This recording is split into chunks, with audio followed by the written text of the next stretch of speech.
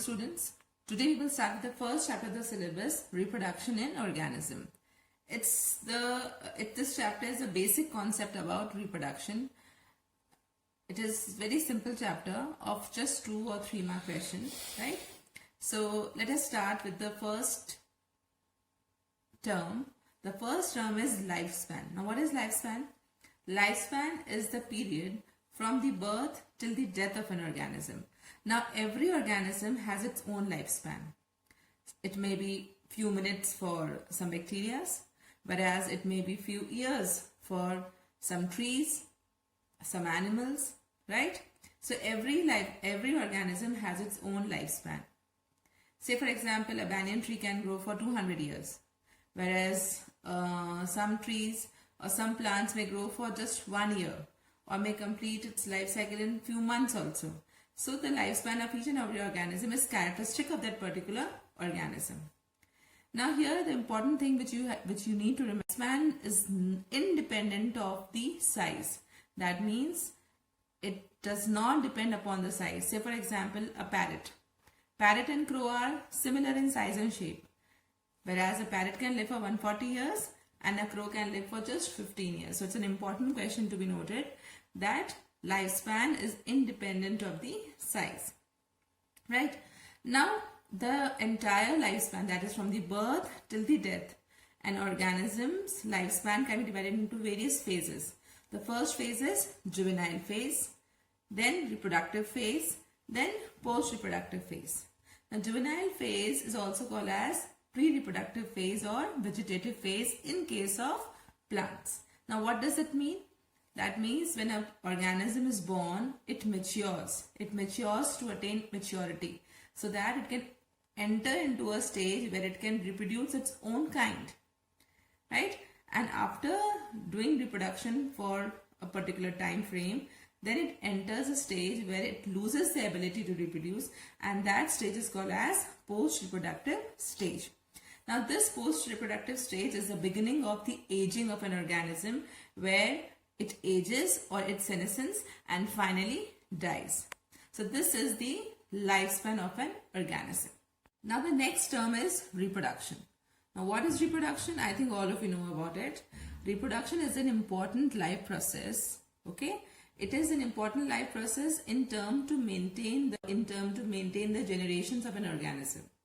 It doesn't mean that it's a life process which is important for sustainability of any organism, right? So if there is no reproduction, the organism will soon perish or it may get extinct. So to maintain the progeny, it is very essential that an organism show reproduction. Now it can show reproduction either sexually or asexually. This we have been learning since many classes, right? So now what is asexual reproduction? Asexual reproduction and sexual reproduction, both of them has a major difference. That is, asexual reproduction is uniparental. That means it involves only one parent, whereas sexual reproduction involves 2 parents. So when only one parent is involved, the genetic makeup of one parent directly transfers into the daughter cells, and there is no chances of any mixing of genes.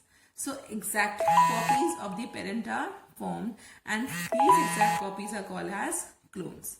So we can say that morphologically, genetically and physiologically identical organisms are called as clones. These clones are produced in asexual reproduction, but we cannot see such clone formation in sexual reproduction because here the genetic makeup of 2 different organisms or the genome of 2 different organisms combines and forms or gives rise to a new daughter cells. So when there's a combination of 2 different genomes, variation sets in, and when variation sets in, it develops into or it leads to evolution. So basically your variation is very essential to maintain variability or to give adaptability to the organism for different environmental conditions. So definitely sexual reproduction is always looked up to asexual reproduction because it is transmitting variation, which is the basis of evolution. The second important thing is that it is very rapid, whereas sexual reproduction is very slow. It can occur in only in favorable condition. That means Sufficient food should be there, sufficient oxygen supply, all the conditions should be favorable, then only asexual reproduction can take place, whereas there is no such conditions required for sexual reproduction.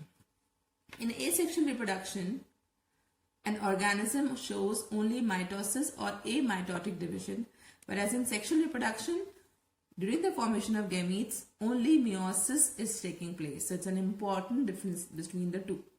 Secondly, it is very simple and it is very complex. Now moving to the next topic, it is types of asexual reproduction.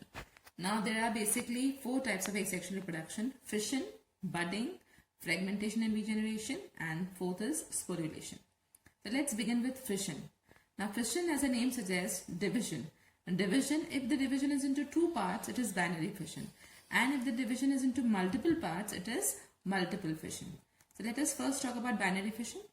Here you need to remember that the nucleus divides first and then the cytoplasm divides. So division of nucleus is also called as karyokinesis, followed by cytokinesis.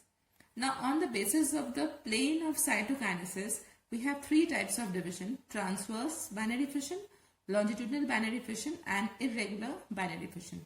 Let us first discuss irregular binary fission. Now the binary fission in amoeba. See here, the nucleus is dividing first. It is first elongating and then finally dividing into 2. So at the same time, the cytoplasm also forms a groove and starts dividing. Finally, it also splits into 2 and we get 2 amoeba. Now here you need to understand that binary fission in amoeba is a very common feature and it is occurring only in favorable condition. Now here amoeba is also called as immortal organism. Why it is called as immortal organism? It is called as immortal because the entire parent is forming 2 amoebae. Not even a small amount of cytoplasm or the nucleus is left as a residual material. That is why it is called as immortal. The next division is longitudinal division. Longitudinal binary fission shown by euglena, where the karyokinesis takes place and finally the cytokinesis divides into longitudinal 2 halves. Okay, this is shown by euglena. The transverse binary fission, which is shown by paramecium. Now you all know that paramecium has 2 nucleus, micronucleus and macronucleus. Both of these nucleus elongates and finally divides into 2. And then eventually the cytoplasm forms a groove and divides into 2 paramecium. So this completes our binary fission. Now after binary fission, we will move to the multiple fission. Multiple fission means when the nucleus divides into multiple nuclei. Okay, so the nucleus divides into multiple nuclei and arranges itself towards the periphery. Fine. After that, the cytoplasm also divides and covers around each nucleus. So now these units are called as propagules. Once these propagules are formed, this membrane bursts and releases the daughter cells. Now this is happening in the favorable conditions, right? This is a usual feature shown by Plasmodium. Now children, here you need to understand and remember very clearly that amoeba in favorable conditions shows binary fission. But if the conditions become unfavorable, then amoeba forms a cyst around itself. So amoeba forms a cyst around itself so that it can tide over the unfavorable condition. And now the nucleus will undergo multiple fission, then the cytoplasm will go multiple fission, many units will be formed, and finally these units are called as pseudopodiospores. These pseudopodiospores, on return of favorable condition, this cyst will break and each pseudopodiospore will form a new amoeba. So this is kind of procedure, this kind of is known as encystment or encystation. Okay, this is called as encystation. That means formation of cyst in unfavorable condition.